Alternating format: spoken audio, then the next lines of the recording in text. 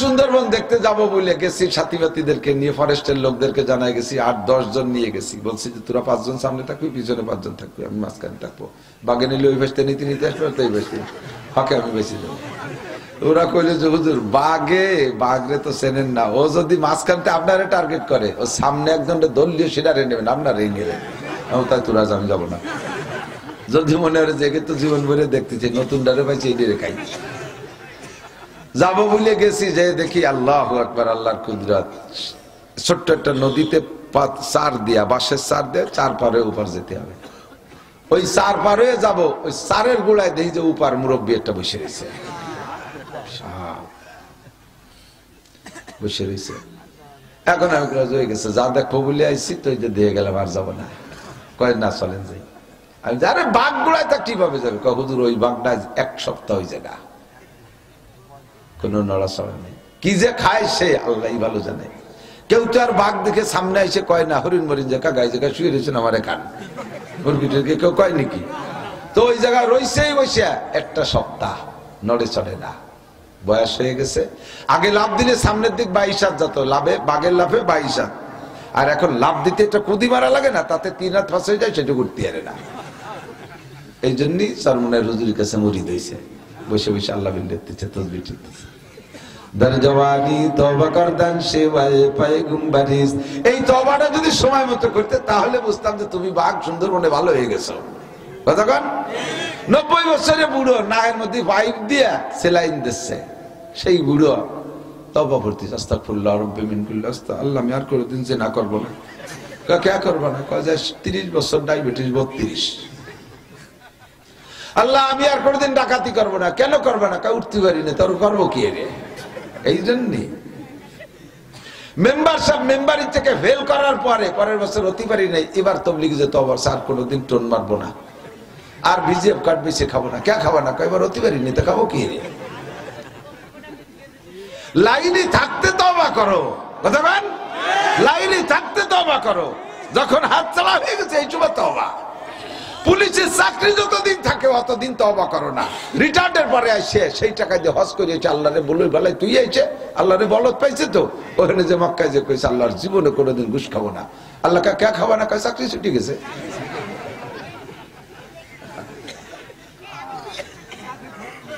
চাকরি থাকাকালে তওবা করো।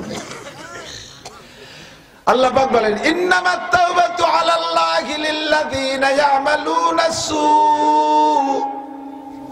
তুম্মা ইয়াতুবুনা মিন করিব। ওই সকল লোকের তওবা গ্রান্ট হবে যারা তওবা করছে গুনাহ করার এনার্জি থাকতে, গুনাহ করার এনার্জি থাকতে, গুনাহ করার সুযোগ থাকতে তওবা করছে। গুনাহটা হয়ে যেতেই পারে, গুনার জগতে গুনাহ হবে। আল্লাহ কয় সুম্মা ইয়াতুবুনা মিন করিবিন, অতি তাড়াতাড়ি তওবা করে ফেলাইছে।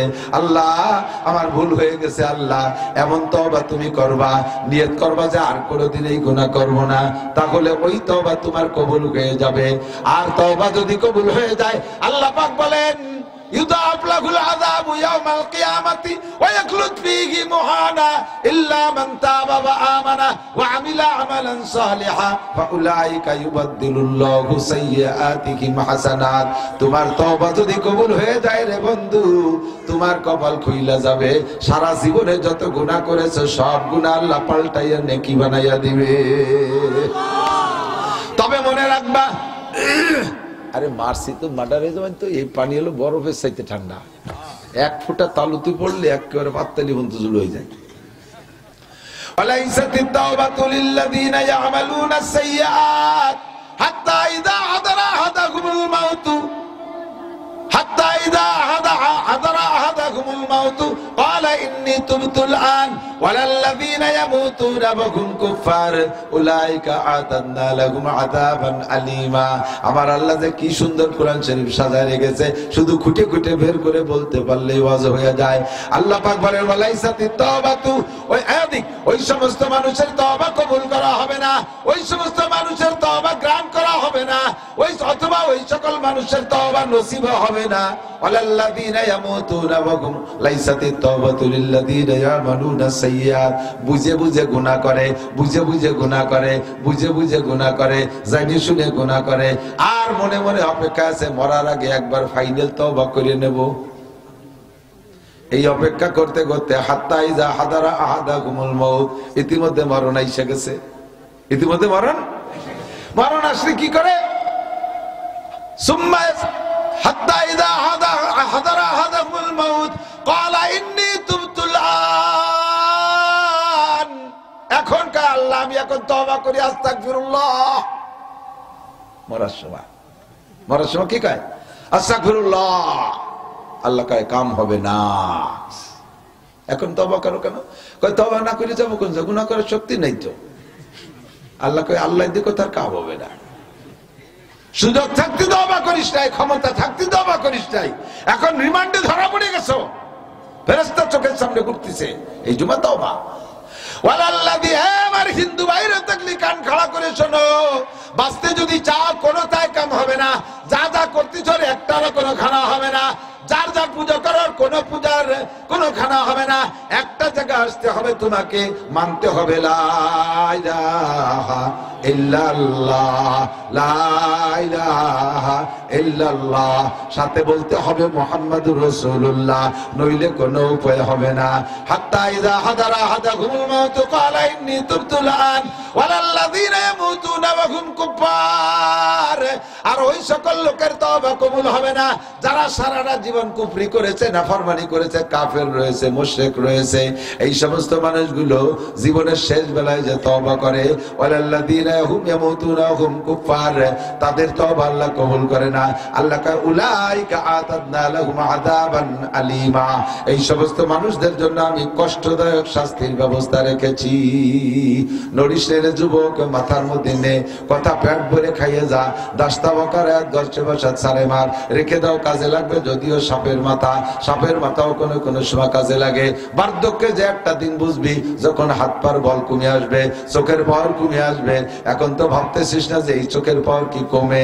আরে বালুর মধ্যে যদি একটা বালু হারায় যায় তো আমি খুঁজে পাই, আমি চোখ দিয়ে দেখি, দিনের বেলা আকাশে তারকা দেখি, আমার চোখের পাওয়ার কি কমে নাকি? 40টা বছর বয়স বানাইতে দাও খালি, কোনো মতে 40 পুরে একটা দিন বেশি হইলে তোমার ভিতরে মরণের সিগন্যাল আসবে, বার্ধক্যের সিগন্যাল সর্বপ্রথম আসবে, তোমার চোখের পাওয়ার দুর্বল হয়ে যাবে। 40 পার হওয়ার সাথে সাথে চোখের পাওয়ার কিছু না কিছু কমবেই কমবে। 40 পার হওয়ার পরে যত বড় সুঠম বডির অধিকার হও না কেন, তোমার যৌবনের ভিতরে আংশিক ঘাটতি আসবেই আসবে, আংশিক ঘাটতি আসবে যৌবনের ভিতরে। 40 পার হওয়ার সাথে সাথে, 40 পার হওয়ার সঙ্গে সঙ্গে তোমার দেহের ভিতরে চুলদাড়ি লোম পাকা শুরু হবে, এবং সর্বপ্রথম নাকের মধ্যে লোম পাকে, সর্বপ্রথম পাকে নাকের মধ্যে লোম, কারণ নাকের মধ্যে দিয়ে জানটা আসা যা করে, আল্লাহ নাকের মধ্যে লোম পাকায় তোমার মরণের চিঠি দিয়ে দিছে। ও দোস্ত যুবক, এখন ভাবতেছ না অতি যে কোনো সময় চলে আসবে, সময় কিন্তু ধীরে ধীরে চলেই যাচ্ছে। আশাবা সগীরা ওয়া আফনাল কাবীর কাদরুল গদাতে ওয়া মাররুল আশি, এই তো সেদিনকে ছোট ছিলাম, চিন্তা করে দেখেন তো আমার বুড়ো বাবারা, এই তো প্রাইমারি গেলাম, একসাথে কয়জনে গেলাম, মারামারি করে তারপরে পড়াশোনা শুরু করলাম, এই তো চলে গেল প্রাইমারি, হাই স্কুল, কলেজ, বিশ্ববিদ্যালয় চলে গেল, এই তো সেদিনকে চাকরিতে জয়েন করলাম, কি করে 35টা বছর চলে গেল, এখন রিটায়ার্ডও করে দিল, রিটায়ার্ডও চলে আসলাম সেদিন, তা দেখতে দেখতে 12 বছর রিটায়ার্ডের বয়স হয়ে গেল। এমন করে দেখতে দেখতে সব চলে যায়, তোমার আমার চলে গেছে, বহু বুড়োদের চলে গেছে, আর যুবক তোমাদেরও কিন্তু যাবে, সময় বেশি দেরি নাই। এই জন্য পাগলামি করো না, আন শাবাবিহি ফিমা আবলা, যৌবন কালটার একটু তৈরি করো। 3 নম্বরে মাযা আন মালিহি মিন আইনা ইকতাসাবা, তোমার মাল ব্যাগেজ সম্পর্কে ইমিগ্রেশন হবে, তোমার ব্যাগেজ ইমিগ্রেশন হবে। মাল কোত্থেকে কামাই করেছো, কোথায় খরচ করেছো, হালাল ভাবে কষ্ট করে মাথার ঘাম পায়ে দিয়ে টাকা পয়সা কামাই করে হারাম জায়গা খরচ করেছো, গাঁজা কিনে খরচ করেছো, এবা কিনে খরচ করেছো, অথচ ওই টাকা কামাই করেছো দিনের বেলা ভ্যান রিক্সা চালাইয়া, পরের মাঠে কামলা কিষেন দিয়ে রোদের পিটপুড়া রোদের ভিতরে পেঁয়াজ লাগাইয়া, পেঁয়াজ উঠাইয়া, আরে গলা সমান পানির মধ্যে দাঁড়াইয়া পাট বাইসা কামলা দিয়ে পয়সা কামাই করেছো। এই পয়সা খরচ করতেছো গাঁজা বা ফেন্সিডিলের পিছনে, এই পয়সা খরচ করতেছো পাশা বেরোনো প্যান্ট কিনে, এই পয়সা খরচ করতেছো বউ বাচ্চার ল্যাংটা পোশাক কিনে, এই পয়সা খরচ করতেছো প্রত্যেক সপ্তাহে শনিবারে তুমি ব্যারাকের কিস্তি দিয়া। কামাই করছো করছো ভালো, খরচ করছো আজানা। এটাও যেমন অন্যায় করেছো, আবার কামাই করছো অন্যায় ভাবে। ঘুষ খাইয়ে মোটা টাকা কামাই করেছো, সুদ খাইয়ে মোটা টাকা কামাই করেছো, চুরি ডাকাতি করে মোটা টাকা কামাই করেছো, জাতির হক কলম দিয়ে মারিয়ে দিয়া মোটা টাকা কামাই করে ওই টাকা দিয়ে তুমি মসজিদ মাদ্রাসা বানাই দিয়েছো, কাবা ঘরের গিলাপ কিনে দিয়েছো।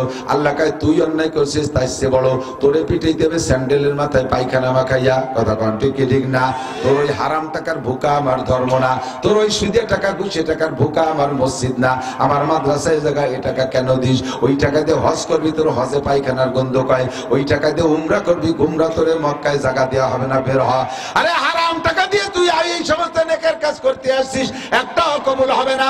আনমালিহি মিন আইনা ইকতাসাবা ফিমা আনফাকা, যার মধ্যে যে দোষ আছে আজকে তাড়াতাড়ি অপারেশন করে নেন। কে এই তিনটে বলেছি, তিনটার ভিতরে কে কোন জায়গা ধরা খাইছেন, যার যারটা সেই জানেন, ওখান থেকে উঠে আসেন বাবা। এই তিন ইমিগ্রেশন কিন্তু হবেই। 4 নম্বর ইমিগ্রেশন বলবো বলে এত কথা বললাম। 4 নম্বরটা হলো মাজা আমিলা বিমা আলিমা। আপনারা লেখাপড়া করে জানেন আর উলামায়ে কেরামের কাছ থেকে শুনে জানেন, যে কথাগুলো জানছেন কথাগুলোর পর আমল করছেন নাকি, এইটার জিজ্ঞাসা হবে 4 নম্বর। এই রাতে শীতকালে এত রাত বসে বসে ওয়াজ শুনছিলি, আমল করছিস কটুক হয়ে যা। গতবারই ওয়াজ শুনছি, যে বাড়ি ওয়াজ শুনলিস, গতবারও টুপির ওয়াজ শুনছি, সেই টুপি মাথায় দিয়ে আসিস তাই ওয়াজ শুনতি। কি ওয়াজের মাঠ না জারি গানের মাঠ? ওয়াজের মাঠ না? এই জায়গাকে আসার সময় একটা টুপি বাড়ি কোনো জায়গায় ভেলাই দিয়েও পাও নাই। হ্যাঁ, তোমার জাঙ্গিয়াটা তো হারায় না, জাঙ্গিয়াটা হারায় না, তোমার টুপি হারায় কে? তোমার মোজা হারায় না, টুপি হারায় কে? গেঞ্জি হারায় না, টুপি হারায় কে? শার্ট হারায় না, টুপি হারায় কে? তোর বরণের লুঙ্গি হারায় না, টুপি হারায় কে?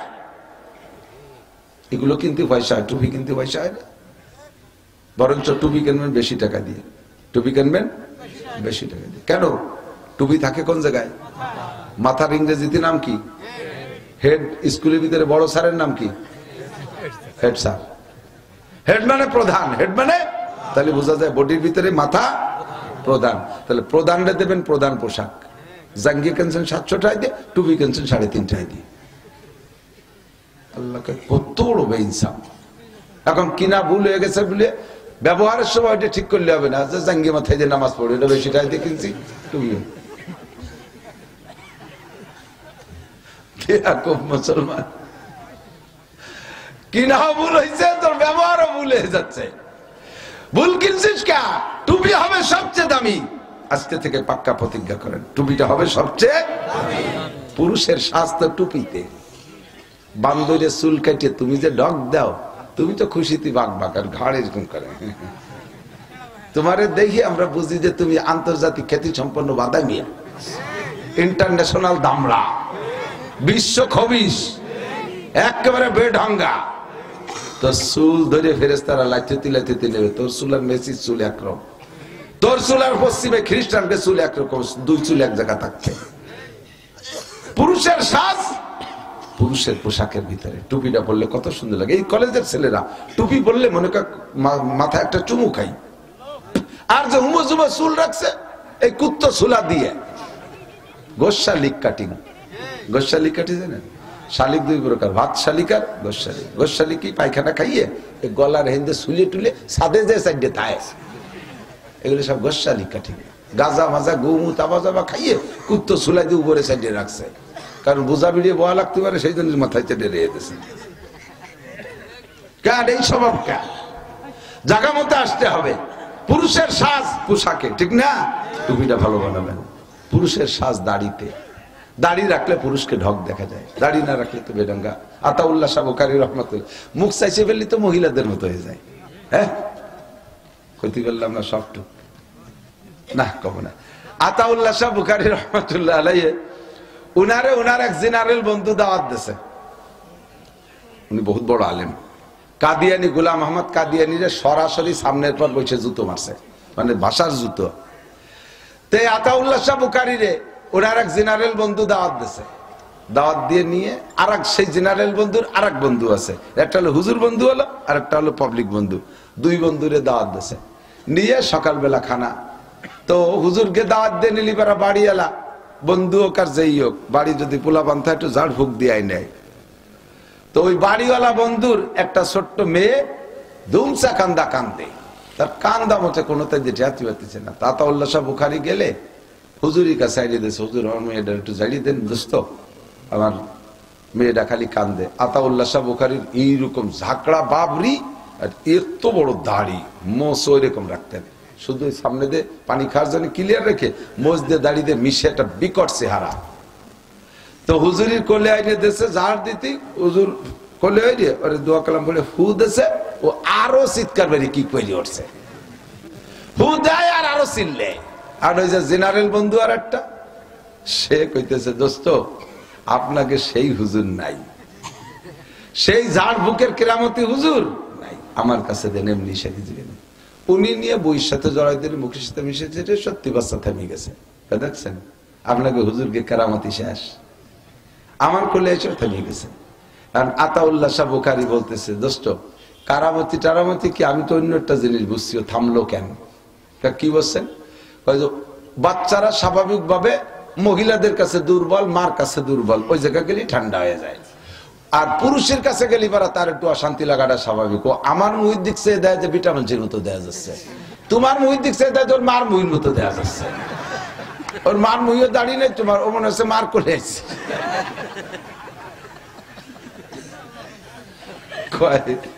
হুজুর হুজুর দেখছি এইরকম, হুজুর তো দেখি নেই, এই হঠাৎ এই জবে ও তো দুর্বল হয়ে গেছে। এখন দোস্ত বন্ধু তাই অতটা লজ্জা নেই। তো বলতেছে দোস্ত তুমি এত ফটাফট জব দিতে পারো, তুমি একটা প্রশ্নের জব দাও দি। কি কও? কয় যে রমজান মাসে রোজা থাকে কি খাইলে আর কি পান করলে রোজা ছোটে না? খাইলে আর পান করলে তো রোজা ছুটে যায়। পানি খান, বিড়ি পান করেন, ধূমপান করেন, যা করেন, পান করলে রোজা ছুটে যায় না? আর যাই খাবেন রোজা ছুটে যায় না? তো দোস্ত কি খালি আর কি পান করলে রোজা ছোটে না? কও দিদি তুমি কত বড় হুজুর দেখবে, দেখবানি হবে। আর উনি করছে যে জুতোর বাড়ি খাবা আর দুঃখ পান করবা, এতে রোজা ছোটে না। খাবা জুতোর বাড়ি, এতে তো দুঃখ লাগবে, দুঃখ পান করবা, এতে রোজা ছোটে না। আর যা খাবা তাতে রোজা ছোটে। আল্লাহ এসে গেলে একটু হয়ে গেলাম। তো যুবক আপনার 4টে জীবনের হিসাব দেওয়া লাগবে কি লাগবে না? আমার লাস্টেরটা কি? মাজা আমিলা বিমা আলিমা। শুনেছেন বহুত কিছু, অনেক কিছু শুনছেন। আব্দুর রব ফরিদি যোগ্য আলেম, এর আগেও যারা বয়ান করেছে, ইমরান সাহেব, তারাও সুন্দর কথা বলেছে। আমিও তো ঘরে ঘরে সালতার তো বাড়ি বাড়ি ওয়াজ করলাম। এত বেশি ওয়াজ করি কেন তা তো জানেন না, অন্য জায়গায় একটু কম করি। গত বছর 2 পাড়াতে 100 মণ পিঁয়াজ উঠে নিয়ে যাতে পারছি। এই সবাই চিনে বেলাইছে আমার হুজুর আসলি বেলা পিঁয়াজ দেয়, কাজে কাজে একটু গণগুলি দেওয়া উচিত। যাক কাছতে পিঁয়াজ খাই, এই বছর যে পিঁয়াজের দাম কিনে খাতে গেলি আমার ঘর বেশি পিঁয়াজ কেনা লাগতো। এখনো আপনাদের সালতার পিঁয়াজ আমার সিলিং এ আছে, আলহামদুলিল্লাহ।